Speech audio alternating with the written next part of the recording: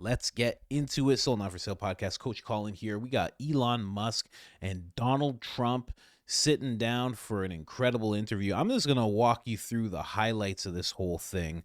You know, we're going to talk about Trump actually suing Elon, which is interesting, suing X more precisely. Then Elon's companies, how he actually helps Trump. There's a really interesting information that I did not know in that one. And then the media driving them apart. I'm sure you might have heard about that. Then they're going to talk a little bit about TDS. And then I think we're going to end it off with the dangers of Elon Musk. That's one thing. And again, this is not a topic that comes up in the interview. This is my own mind as I'm hearing them talk about everything. So let's get into it. I got to start with this. So he's working for free with Doge. He's kind of put a lot of his life on hold. And you sued Twitter a number of years ago. You just made him pay you $10 million? That's right. That's right. That's right. Well, I sued from long before he had it. Yeah. And I mean, they really did a number on me, you know. And I sued, and they had to pay. They paid $10 million settlement. You're okay with that? I mean, I left it up to the lawyers and you know the team running Twitter. So I said, you guys do what you think is the right. It makes sense. I think it's. Honestly, what's he going to do?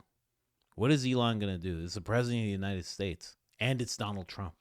What are you going to do? This is not Joe Biden we're dealing with here. You're going to pay the money. It's $10 million. It's okay. Drop in the bucket for this guy. I think it's a very low. I was looking to get much more money than that. So you gave him a discount in the lawsuit. He got a big discount. I don't think he even knows about it. He's become one of your, if you read and believe the media, he's become one of your best friends. He's working for free for you. Well, I love the president. I just want to be clear about that. You don't care about that. I know. I love the president. You love the president. I think President Trump is a good man, and he's, you know. It's nice the way he said that. You know, there's something nice about it. It really is. You know, because I mean, the president has been so unfairly attacked in the media. It's really outrageous. And I've at this point spent a lot of time with the president, and not once have I seen him do something that was mean or cruel or wrong. Not once. You know, I've known him for 30 years. Yeah. And I've never seen anybody take as much as he's taken. Yeah. And we've discussed this, and I'm like, how do you deal with it? Did I have a choice? Well, you would say that to me. I'm like, what am I going to do? Worry about it? And, you know, and then culminating in 2 assassination attempts, which resulted in your endorsement. Well, I was going to do it anyway, but that was it. Precipitating event. Yeah. That speeded it up a little bit. Yeah. The day of the assassination. I didn't know that. Yeah. It sped it up, but I was going to do it anyway. I didn't know that either. I didn't think Elon Musk was going to do that at all. I didn't think that was a thing, but it makes sense. I mean, you can't look at Kamala Harris, Joe Biden, see everything that's going on, where the country's going, hearing about how many people from the terrorist watch list are trying to come over, seeing these massive caravans just strolling through Mexico. Mexico's pretty much just like, yes, this way, yes. Nobody has to answer for that for some reason, and everybody just gets to come in. Makes sense that he's going to endorse Donald Trump if Trump's saying the opposite and proving it now. But what else did they just touch on? There's something else he just said. Oh, did I have a choice? Trump. Yeah, he did. He 100% had a choice. He could have just left. Where would you be right now if you had billions of dollars? What? And somebody was like, hey, man, you know what? You should run for president. Listen, they're going to try and murder you. They're going to try and take all your money. They're going to throw your kids in jail if they have a chance. Okay? Your wife's just going to have to stand by and watch it all happen. But it'd be good for the country. You know, 90% of people are like, nah, I'm out. And I'm just going to take them all with me. I'm not doing this. This is crazy. I'll go to another country. I'll go to another country that's more corrupt, and I'll penetrate that government. I'll be good, you know? But, you know, this guy sees it as I don't have a choice. You know, there's not a lot of people like that. Honestly, and I know I'm biased. I like President Trump. I think he's the greatest president of our lifetime. But at the same time, it is true. Not many people would take on that endeavor and just be like, yeah, cool, let's do that. And let's get into the next one.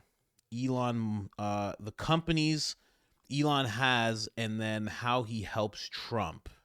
Mr. President, with your indulgence, I'm convinced that people only know a little bit about Elon.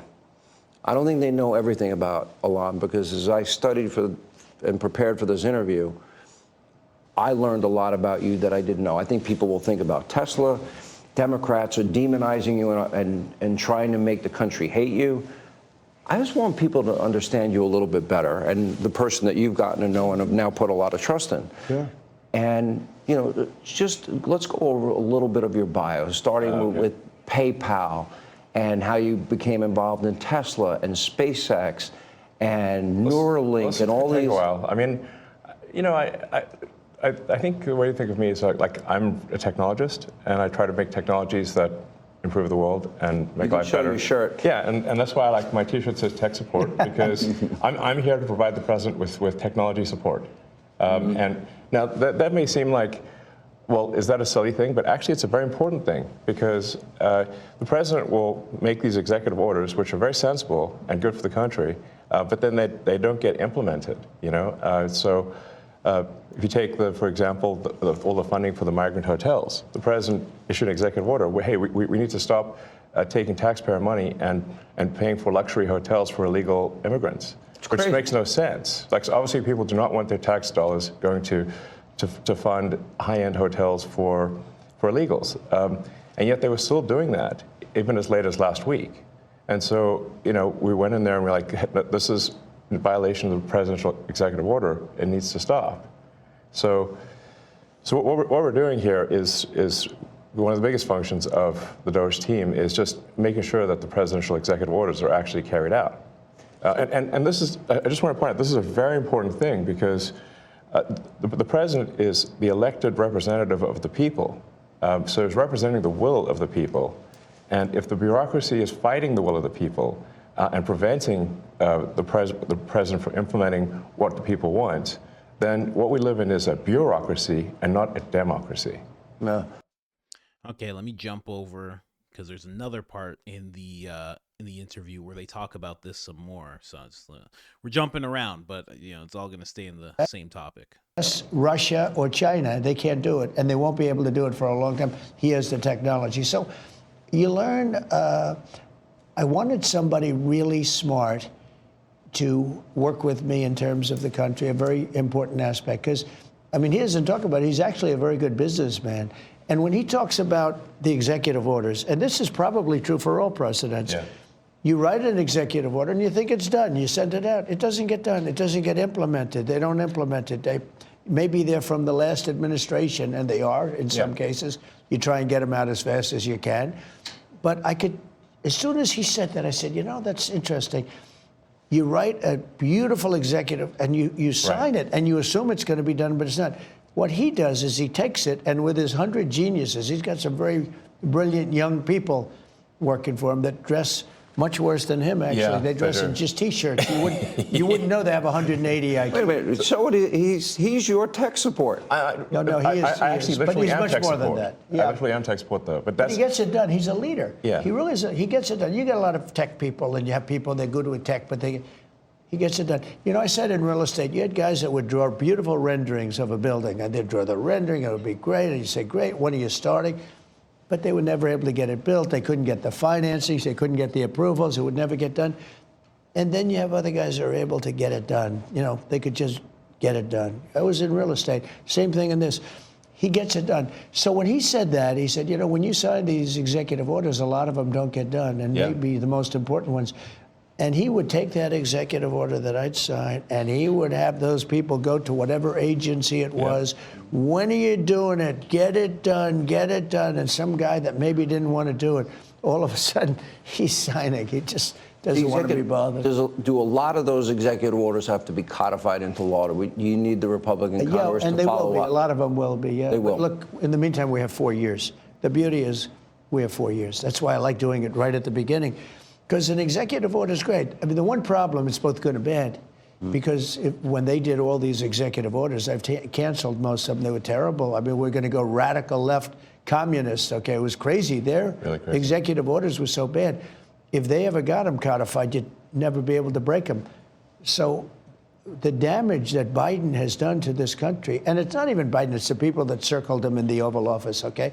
But the damage they did to this country, in terms of, let's say, open borders, you know, there's so many things, but open borders where millions of people poured into our country, and hundreds of thousands of those people are criminals. They're murderers, they're drug dealers, they're gang members, they're people from prisons from all over the world.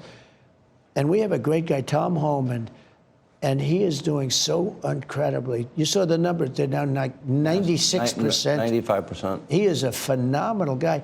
And Kristi Noem is doing an unbelievable job. And he wanted her. He said, she's so tough. And I said, I don't think of her as that way. You know, she's very nice. He said, no, she's so tough. And she is. I see with the horses, she's riding the horse. Let's go. She's great. But the team we have is really unbelievable. But those executive orders, I sign them. And now they get passed on to him and his group and other people, and they're all getting done. We're getting them done. I did not realize this at all, that these things don't just get done. From the presentation of it all, I mean, this goes for Biden as well. From the presentation of the whole thing, it kind of seems like as soon as he writes it, it's done. That's what I'm thinking. I'm thinking, man, this guy gets his pen out as soon as he signs this thing. It's a done deal. That's it. But apparently not. I didn't know that. And it makes you wonder how many things, because Trump's first term, you know, everyone around him was so subversive. They were trying to hold him back. They were undermining him. So I wonder how many of those things that he signed off on in his first term actually went the distance. Probably not many, you know? Wild. I hope everything he signed so far, it's been a crazy amount. I think it's been over 300. Pretty sure. Over 300 executive orders. I hope they all get codified into law, because then they can't be broken. And that's why this makes perfect sense. That's why Biden was able to undo everything. And I'm pretty sure that's why, because he undid everything Trump did with the border on day one. Biden's first day, he was like, let's open up this border. And Blinken's like holding some string above him going, oh, right, how do we rate Biden like this? So that's how all that got undone so quickly. Man, it's amazing everything that he's learned. You know, I feel like I saw this again. I make like 20 videos a week, so things blend together here in terms of channels and whatnot. But somebody was talking about the fact that if he actually got his second term in 2020, then we wouldn't get what we're seeing this time around in 2024 to 2028. We wouldn't be seeing this version of Trump. We wouldn't be seeing him acting so fast. We wouldn't be seeing him with all these people, Tulsi, RFK. We wouldn't have seen any of this happen if he got elected in 2020. And again, I think I even mentioned this. It's like it didn't just condition him to get harder, but it conditioned everybody, because everybody was like, wow, look what Biden's doing. Oh my gosh, look at his vice president. Oh my God, is she drunk? What's going on with him? Is he completely senile? When you start asking those questions of the top two people in charge, that's an issue, right? So it woke everybody up. Very, very, very similar to the way that Trump getting elected for his first term woke everybody up. People who hated him, loved him, it woke everybody up. Everybody was like, whoa, this is odd. Isn't this guy not supposed to be president? You know, they lied. They were like, Hillary Clinton has 90% chance of winning this whole thing. And it was a complete lie. They just lied. Kind of like the way they did with Kamala Harris. They're like, oh, you know, it's actually neck and neck. They're actually pretty much the same candidate, and she's actually a little better. I have to. They were lying. They were lying the whole time. But I'm getting off topic. Yeah, just the executive orders not getting signed into law and Elon Musk having to push them the way that he is. I did not know that was a thing. Let's move on to the media trying to drive them apart. I'm sure a lot of you have seen this clip. We live in is a bureaucracy and not a democracy. No. You're both aware, you have to be keenly aware that the media and the punditry class, not that, I think you've proven they have no power anymore because they threw everything they had at you and they didn't win. And that was, the New York Times, Washington Post, 3 networks, every late night comedy show, 2 cable channels. They threw everything, lawfare, weaponization. Sure. And now I see they want you two to start, they want a divorce. They want you two to start hating each other. And they try, President Elon Musk, for example. You do know that they're doing that to you. Oh, I see it all the time. They tried it, then they stopped. That wasn't. They have many different things of hatred. Actually, Elon called me. He said, they're trying to drive us apart. I said, absolutely. They said, we have breaking news. Donald Trump has ceded control of the presidency to Elon Musk. President Musk will be attending a cabinet meeting tonight at 8 o'clock. And I say, It's just so obvious. They're so bad at it. I used to think they were good at it. They're actually bad at it, because if they were good at it, I'd never be president. Because I think nobody in history has ever gotten more bad publicity than me. I could do the greatest things. I get 98% bad publicity. I could do, outside of you and a few of your very good friends, it's like the craziest thing. But you know what I have learned, Elon? The people are smart. They get it. Yeah, they do, actually. They get it. They really see what's happening. Yes. And at the end of this interview, So that is a funny thing. The fact that they are trying to put this wedge in between Trump and Elon, which can't happen. I mean, I don't know if you guys are seeing this as well. This is the most comfortable I've seen Trump with a person, in an interview. They seem very comfortable. They have a lot of good things to say about each other. It seems like they have really learned to get along. And I mean, Elon Musk released a tweet where he said, I love the president as much as a straight man can love another man. So they're obviously on good terms, but the fact that they tried to drive this wedge in between them only shows that they really bought their own BS when it came to, Trump's ego. He has such a big ego, and, he's only doing things for himself, and he likes to be in charge and blah, blah, blah. They really bought that. The things that they were spreading as propaganda, they actually started going, yeah, that's true, right? He's just in it for himself. We should be able to sell that. I wanted to find a clip of somebody calling him President Musk. I feel like even Elizabeth Warren did it. It was ridiculous. Oh, is this Chuck Schumer doing it? No, that's not Chuck Schumer doing it. Someone said if they drew a picture of Chuck Schumer, they get banned on Instagram. Isn't that crazy?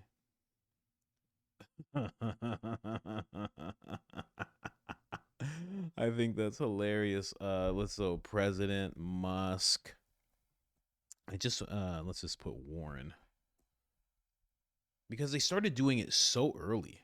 Elon Musk is seizing power from the American people. We are here to fight back.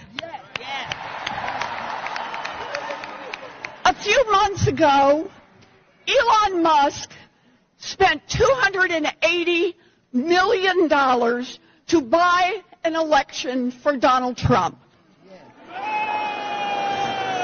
Now, Elon Musk is here to collect on his investment. Isn't it amazing that they have the balls to say that when it's very clear that Kamala Harris, I think it ended off at $1.5 billion. And then she was still in debt. And they're like, Elon Musk bought this presidency for $280 million. It's like, but Alex Soros put like $100 million.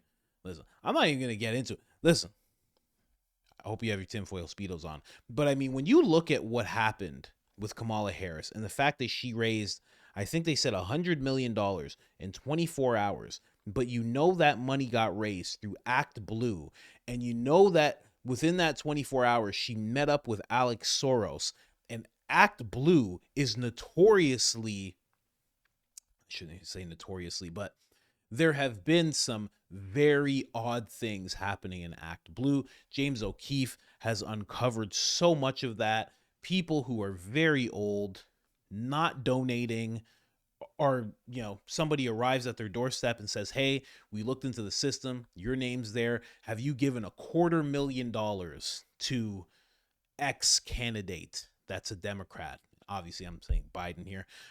And they'll be like, no, I didn't do that. Act Blue has never addressed it. They've never released a statement. They've never talked about correcting it. Nothing. And then you're going to tell me that $100 million popped up for Kamala Harris after she meets with Alex Soros. Get out of here. Get out of here. I hope you put on your tinfoil Speedos, because that's a theory nobody's talking about, okay? It doesn't make any sense. It just doesn't make any sense. Whatever. Oh, is this Joy Reid talking about President Musk? Warren of Massachusetts. Please correct me if I got any of that wrong. You didn't. Okay. And I want to say, what was really lovely about what you just said is just to remind people, we built a government to work for all of us. Yes. You know, we're just all better off if, in fact, the bird flu gets under control, and that our eggs. What am I doing? I don't want to hear this lady. You guys want to hear this lady talk? I'm not interested in hearing her talk. What am I doing? We're going to listen to Elizabeth Warren. I imagine she has a huge Pfizer tattoo on her back. You know what I mean? Just like a huge back piece. Oh, I'm kidding, YouTube. I'm not looking to get in trouble, YouTube. I'm just joking around. I'm sure she doesn't have that tattoo. But if she did, it would make so much more sense. Is this a gay flag? What is this? Is that a gay flag? Oh, sorry. I mean pride flag. My apologies. No, this is like native. I think this is a native headdress. Hey, it better be. It better be, because Trump's back in office, okay? We did away with. I'm kidding. We didn't do away with all that. They're good people, I'm sure. No, this is like a native headdress or something. Has to be. My bad, native people. My apologies, guys. Anyway, let's go into a little TDS talk that Elon Musk lays down, and then we're just gonna go into tinfoil Speedo land for quite some time as we talk about Elon Musk and his companies. Electric vehicle company in the world. Yeah, I mean, I used to be adored by the left, you know. Yeah, not anymore. Less so these days. He killed that, huh? I mean, less. I really didn't know. Well, I mean, this whole sort of like, you know, they call it like Trump derangement syndrome, and I didn't, you know, you don't realize how real this is until like you can't reason with people. So like I was at a friend's birthday party in LA, just a birthday dinner, and it was like a nice, quiet dinner, and everyone was behaving normally. And then I happened to mention, this is before the election, like a month or two before, I happened to mention the president's name. And it was like they got shot with a dart in the jugular that contained like methamphetamine and rabies, okay? And they're like, wow! And I'm like, what is wrong? Like, guys, like, you can't have like a normal conversation. Yeah. And it's like they become completely irrational. He has no idea, but if you're friends with him, you pay a price. You know, it's like I walk in a restaurant in New York and it's like half the room gets daggers and they want to. No, the eye daggers level is insane. Yeah. I mean, there was like I had like some invitation because so I got invited to like basically a big sort of damn event like that was, but it received the invitation like the beginning of last year, and I still attended even after I'd endorsed President Trump. And I didn't realize how profoundly that would affect, you know, how I was received. I mean, I walk into the room and I'm getting just the dirty looks from everyone Like, if looks could kill, I would have been dead several times over. But that was not before Trump. Be like, there'd just be ashes on the floor. Before Trump, that never happened, right? No. Man, Elon Musk talking about TDS. This is it's very interesting the way that works. You know, Tucker Carlson. Listen, do you guys mind? This is how I'm gonna do my live. So I'm just gonna be bouncing around this stuff. But Tucker Carlson interviewed somebody. What was the dude's name? Mark. Let's just put Mark. Mark. Yeah, there it is. Halprin or something like that. This dude. Tucker Carlson interviewed this dude. We're proud of TC. He had something very interesting to say about TDS and what will happen after Trump gets in office. But I think it's happened. I think it's already been happening before, after. But listen to what he says about TDS and what it's going to look like as Trump's second term goes on. Going to be an invocation of the 25th Amendment. If he's not going to resign, we have to be grateful that it's well managed. Let's say Trump wins 3 weeks from today. Mm-hmm. What happens? The Democratic Party as you said, a lot of Democrats, maybe the majority, believe that Trump becoming president again is the worst thing that ever could happen. So how do they respond to that? I say this not flippantly. I think it will be the cause of the greatest mental health crisis in the history of the country. I think tens of millions of people will question their connection to the nation, their connection to other human beings, their connection to their vision of what their future for them and their children could be like. And I think that will be require an enormous amount of access to mental health professionals. I think it'll lead to trauma in the workplace. I think there'll be some degree of Are you being protest. serious? 100% serious. 100% serious. I think there'll be alcoholism. There'll be broken marriages. There'll What? Be, yeah. They think he's the worst person possible to be president, and having won by the hand of Jim Comey and Fluke in 2016, and then performed in office for 4 years and denied who won the election last time, and January 6th, the fact that under a fair election, America chose by the rules pre-agreed to Donald Trump again, I think it will cause the biggest mental health crisis in the history of America. And I don't think it will be kind of a passing thing that by the inauguration will be fine. I think it will be sustained and unprecedented and hideous. And I don't think the country's ready for it. So mental health crises often manifest in violence. Yeah, I think there'll be some violence. I think there'll be workplace fights. There'll be fights at kids' birthday parties. I think there'll be protests that will turn violent. I hope they're not, but I think there will be some. But I think it will be it'll be less anger and more a failure to understand how it could happen. You know, like the death of a child, or your spouse announcing that your wife announcing she's a lesbian and she's leaving you for your best friend, like a something that's so traumatic that it is impossible for even the most mentally healthy person to truly process and incorporate into their daily life. I hope I'm wrong, but I think that's what's going to happen for tens of millions of people, because they think that their fellow citizens supporting Trump is a sign of fundamental evil at the heart of their fellow citizens and of the nation. That's how they view it. Well, that's very heavy. Yeah. So that's one thing I think will happen. And then I hope that Trump handles it well.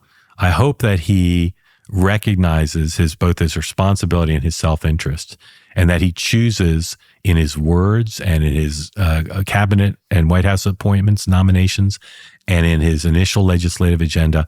I hope he sees a confluence of interest between minimizing that mental health crisis and the success of his presidency. And I think he might. I'm bullish on him seeing the alignment of those two things. Wow. And if he loses, what happens? Well, it'll depend on how he loses. It'll depend on if it's. I I guess we'll never know. But, I think this dude hit it right on the head. That's exactly what we've been seeing with people. We've been seeing all sorts of wild stuff. What could I even type in to show you guys some examples? Woman leaves husband over Trump. I'm not making this up. Is this real? Yeah, okay. For Trump. And you can too. I've literally broken up with a man because he voted for Trump. And you can too. It's very easy. Say bye. Toodaloo. Sayonara, bitch. And here's the thing. Any man that's like, oh, that makes sense, you're gonna die alone, da-da-da. I'm getting married in 11 days, bitch. That's enough. See what I mean? You're getting married in 11 days. You just left someone. You're getting married in 11 days. What are you doing? What are you doing? See, the problem is I don't like swearing on my channels. These people are just prone to swearing because of exactly what he's talking about. This mental health crisis. They're going nuts. Listen, I typed that in, okay? This is popping up. My husband is not a person I could talk to about my emotions, feeling safe. Liberal woman debating ending her 17-year marriage because Trump won. This is a real thing. Everything he's saying, everything he said is actually taking place right now. And I mean, we all saw, as soon as Trump won, we saw the screaming compilations. People in their cars just screaming like babies. I have a baby. That's what the baby does. The baby might be doing that right now. I don't know. What is it? It's almost like 2 a.m. The baby might be doing that right now. It's ridiculous. So I think you hit the nail on the head with that one. Let's jump over to, I said we got to put on our tinfoil Speedos, right? Go into Elon Musk a little bit. But yeah, biggest mental health crisis right now. And I don't even say that in a bad way. I wish people wouldn't see it that way. I mean, look what he's done. And somehow and here's the problem. Okay? It's not even that that they themselves are the problem. The fire. If they were just exposed to what Trump has been doing, they would calm down and be like, okay, well, it's not the worst thing in the world. And some of them might even be like, wow, these things are actually pretty good. And some of them, I'm for exposing corruption. But because of the mainstream media and the way that they spin every single thing that Trump does, and now Elon, and now RFK, and soon Tulsi, and soon Kash Patel, the way that they spin JD Vance, the way that they spin everything into this crazy Trump is doing nothing but just executing the will of Satan himself, that keeps them in that mind state that guest on Tucker was talking about. That's the real problem. If they would just report real, just be real about what you're reporting, everything would be fine. That's the real problem.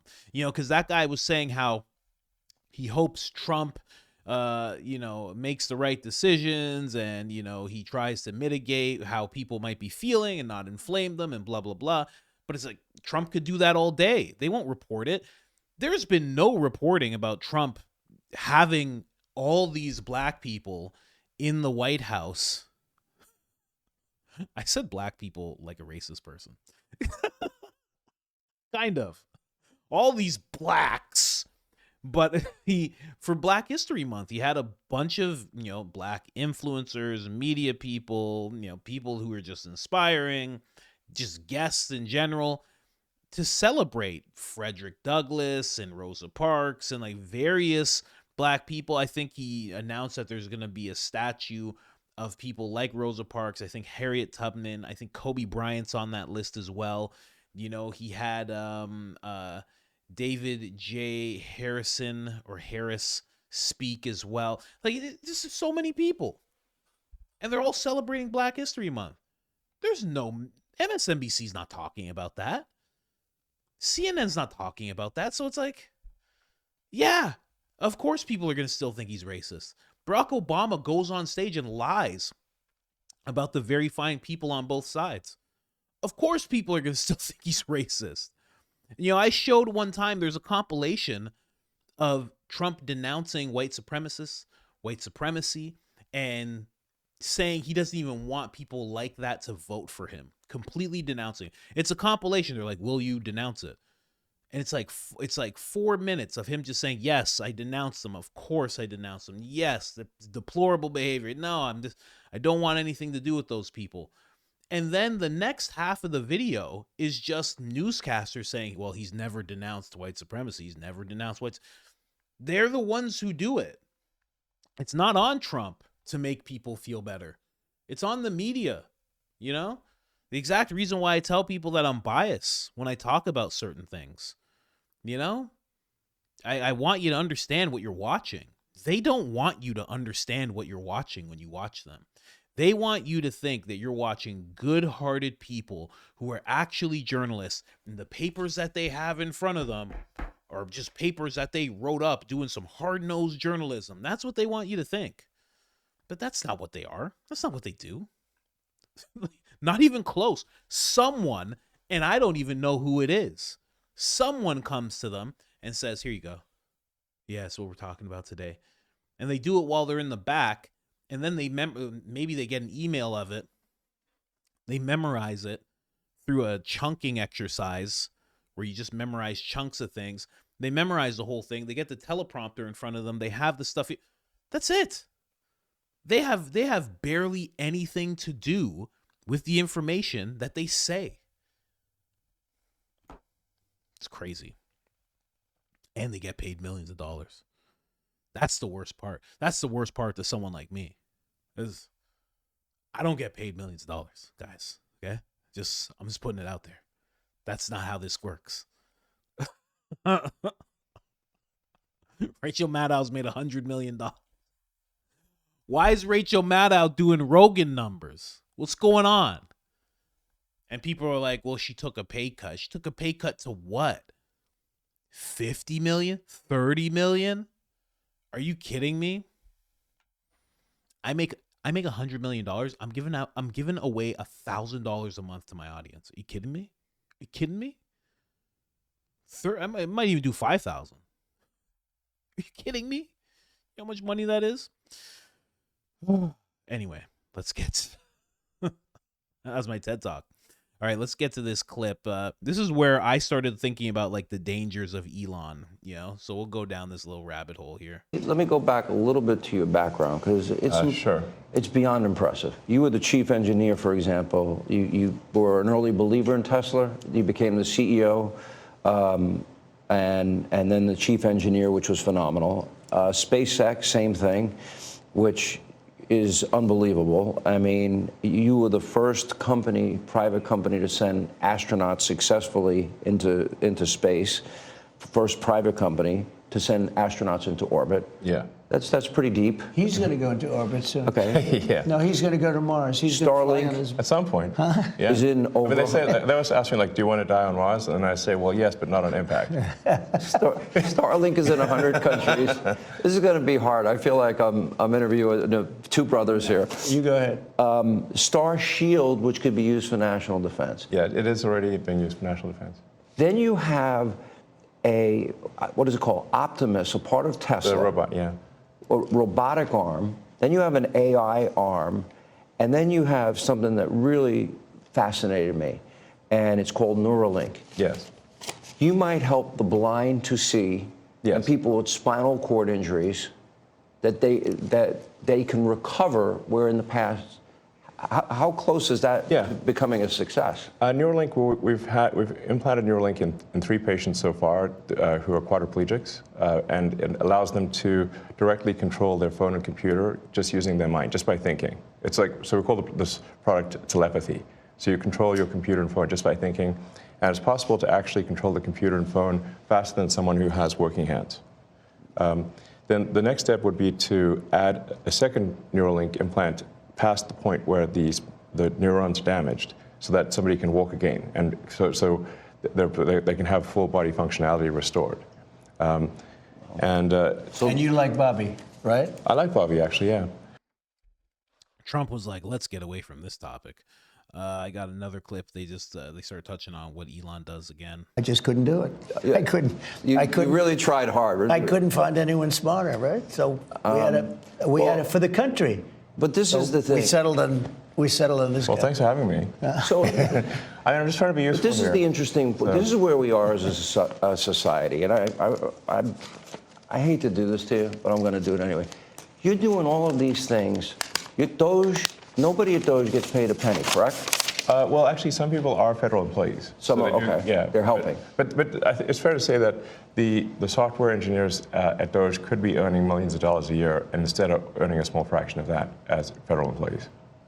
Okay, so and they're very committed people. So yes. you're committed to helping the blind see, people with spinal cord injuries recover. Yes. You're committed to getting to Mars. You're committed to rescue. You're going to help rescue next month 2 astronauts that I think were abandoned. They dispute that in an interview. At the president's request or instruction, we are accelerating the return of the astronauts, which was postponed kind of to a ridiculous degree. They got left in space. They've been there. They were supposed to be there 8 days. They're there almost 300. Biden.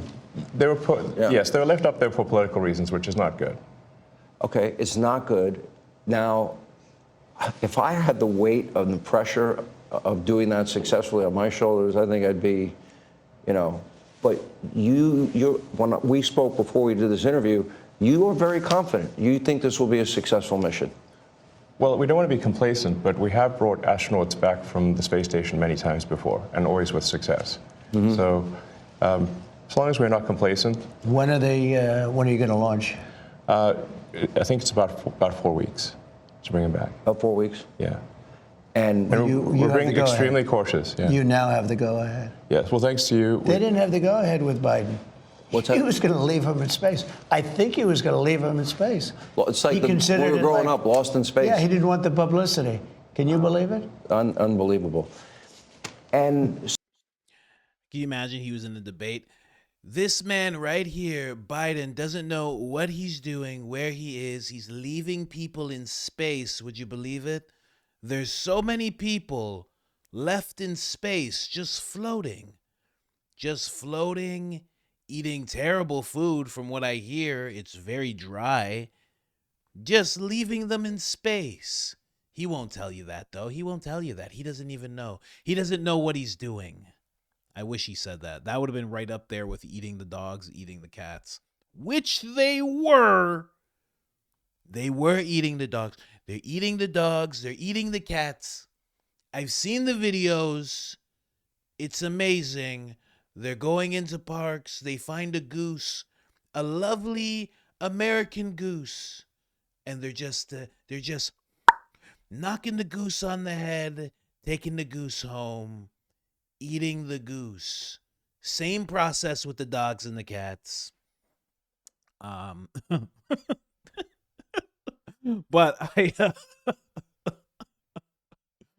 I play that clip because you gotta really there's so many people who have commented if I'm making videos about Elon Musk, and they're like, oh man, you think this guy is your savior, bro?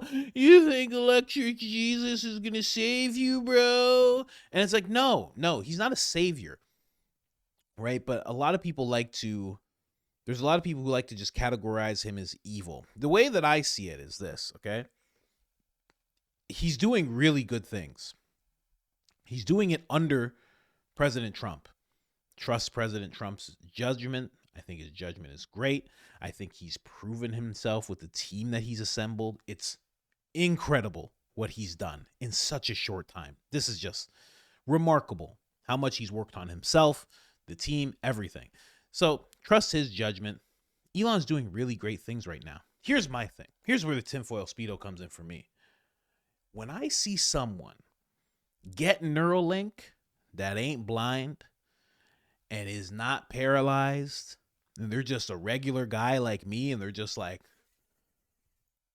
you can put it right here. You put it right here. Huh, okay? You're just gonna drill that part out? Do I have to be asleep? I do? Okay. What do I have to do? Anesthesia? Sure. When I see that guy and then he wakes up and he's just like, oh, I play Call of Duty now and I play it with my mind, my hands. No. When I see one of those guys, I'm gonna be like, okay, something's going on here. If he's just helping blind people see and stuff, okay, cool. If it starts moving on to regular people who are like, I just want to be able to think a little clearer. I just want to be able to do arithmetic in my head. I just want to be able to do calculus in a drop of a second. When it gets to those people who are just doing it for luxury, that's when you know you got a problem. And I don't know if it's going to that point. He hasn't discussed that at all. I've heard him talk about just helping people with disabilities, but like you got to think about that. I always think about it's the same way I think about Elon's CEO. She's a part of the World Economic Forum. There's Linda Yaccarino, I think her name is. Sounds like I'm making that up, right? I think that's her name. Linda Yaccarino. And she's like Russian Italian. It's Yaccarino. But she's part of the World Economic Forum. When I first saw that was his CEO, I was like, oh, this is terrible. This is terrible. And we all know which way X is going to go now because of this CEO. But then you watched X and you watched him be under fire from the EU and Brazil and this and that. And you've watched all the fire he's taken from endorsing Trump. And this lady has kind of just stood by him and been like, free speech. She's like, he's paying me, free speech. That's what this place is about. So again, until I see her doing some things that would speak to the World Economic Forum and their agenda, I just gotta sit back and be like, okay, she's okay for now. I don't love her or anything, and I don't forget that she's a part of that organization, And it's the same thing with Elon. You gotta just watch him, and he's not doing anything bad. He's doing a lot of good things right now. Doge is doing incredible things. He's the one spearheading it. I mean, Trump is spearheading it. Trump created it. Trump actually put Elon in position, but he's doing great things. So for all the people who are just like complete naysayers on Elon, I get it. Because let me tell you something. That wasn't even the tinfoil Speedo moment. You want the tinfoil Speedo? This guy has X, okay? So what he can do with X is, okay, he can make X the platform for every person that gets Neuralink. Are you with me? Keep the tinfoil Speedo high and tight right now. He can make that the platform for everybody. Getting closer. He can make that the platform for everybody who uses Neuralink. Also, what he can do, he has AI on the platform already. He could easily make it so the AI that is in X and the tremendous large language model sample that he has with everyone who interacts on X, he could put that inside one of his robots. He could have a robot that interacts with people who have Neuralink. Also, he could have robots who have this AI, who have this Neuralink technology, and they're just running around like the rest of us. They're making posts, they're making memes, they're making jokes, they're making videos. They got cameras in their head. It's connected to the Neuralink. The Neuralink's connected to X. And the next thing you know, you got a robot walking around vlogging his day. There's many avenues all this can go into. He says he wants everything. He wants it to be an everything app, but that's what got China. China has an everything app, and the fact that you can buy bus tickets, train tickets, plane tickets, you can do anything on this one app that China has. It also makes it so the government only has one place that they need to surveil. That doesn't seem to be what he's doing now, right?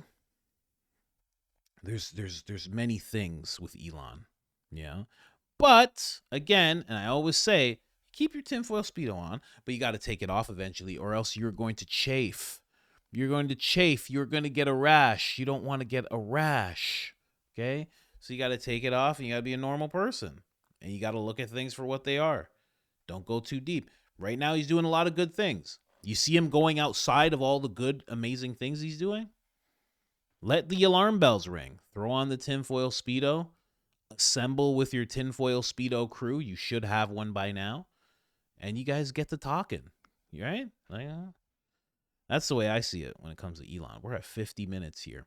I don't know how long this episode's going to be. Isn't that interesting that you know exactly how long this episode is right now? I have no idea how long this episode is. I'm right now in the past as you're listening to me. You're in the future, but neither of us know where this is going to go. Isn't that weird? Well, I don't have these tattoos for no reason, guys. I don't know. Oh, man. But yeah, I was just thinking that when I was watching this interview. I was like, wow, he does a lot of things that are just so good. But they could all go sideways really quick if he is not a good person. But it seems like he is. It seems like for a while he is.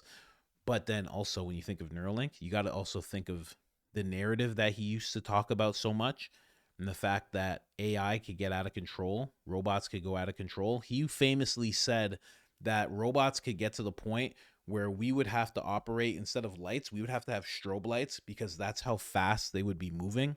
And the strobe light would be the only way for us to actually pick them up and see them. Man. Just that thought process, man. I really want a ranch. I don't know about the rest of you. I really want a ranch. And I just want it to be far away, and I just want to be left alone. I have a theory. This is completely off topic, but since you're wearing your tinfoil Speedo, you might appreciate this. I have a theory that uncontacted tribes became uncontacted tribes. Okay? So are you following me? Uncontracted tribes of today that are like out there in the Amazon and islands that we don't visit. I think they became that way because they have a lineage of people who were around when things were so advanced, like we are now, getting there more and more, that they decided they don't want to be a part of this, and they left.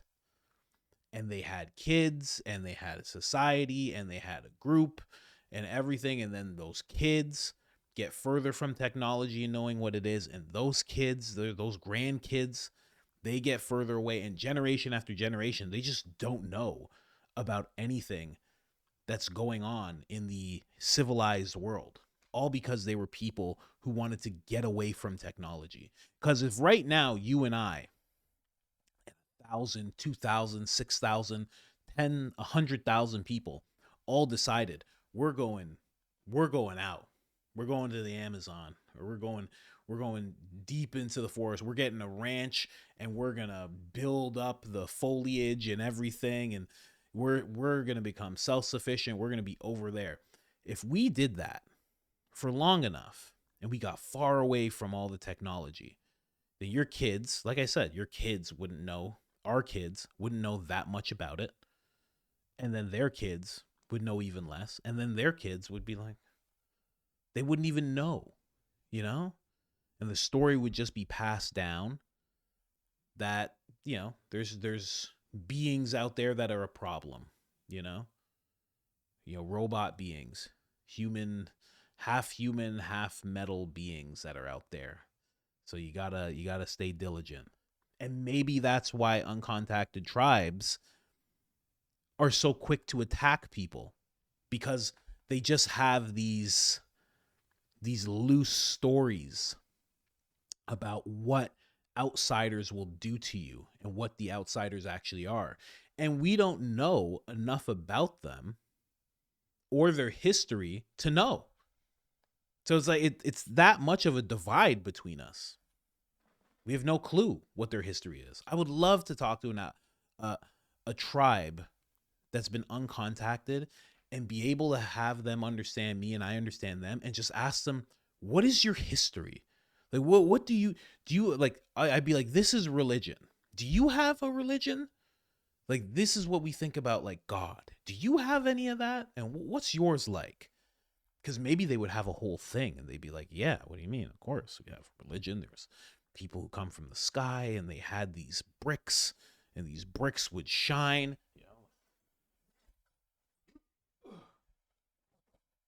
These bricks, they had these bricks and the bricks were magic. You know, it could be a phone. We don't know. You had your tinfoil Speedo on, okay? I told you to keep it on, okay? This is me. This is me at 2:14 a.m. This is how it goes sometimes. Anyways, we're coming up on an hour here. I'm going to do live episodes. You know, it's weird. I'm going to start doing it, but a part of me is a little afraid to do it. And I don't know why. I guess it's because it's new and you got to step into the new thing and figure it out. But yeah, you know, I'm a little afraid to do this whole live thing. And it's not because I'm not good live. Like, I'm doing this live. There's no cuts and edits in my stuff. Like, I don't do anything like that. I don't need to do anything like that unless it's cutting out swear words and stuff. I don't really do that. But something about it. But you know what that is? You know what I've always been taught? Always been taught. More like I heard it in an interview once that I was producing for a podcast that I was producing at the time. This guy said, his mother always taught him that when he was nervous about anything, that was his body or his spirit telling him that something important was in front of him. And I always try to remember that. But obviously I still get scared of things. Anyways, guys. I'm going to wrap it up here. Oh, man. But yeah, interesting stuff. If you're one of those people who doesn't trust Elon, you know, you gotta just wait. Just wait. He's doing good things right now, right? Because for people who didn't trust Elon, I don't know, 5-10 years ago, it's like he didn't do anything that absolutely terrible, right? He just was kind of running the companies and growing them and this and that. And people were like, oh, he's the Antichrist and blah, blah, blah. And now we're at this point and he's really helping the country. He's really, really helping the country in a grand way. So you got to wait some more. I don't know what the next 5 years have for him or us. I don't know what 10 years looks like. But for right now, he's all right. Look at President Trump. President Trump's so happy about this guy. You never seen Trump so happy with somebody before. You know what I mean? It's very interesting to see the relationship grow the way it has. But we'll see. We'll see what happens. We'll see what happens with all this. That's the face I want to leave him with. Perfect. Anyways, guys, like, subscribe, turn on the notifications, helps the channel tremendously. And other than that, I'm out.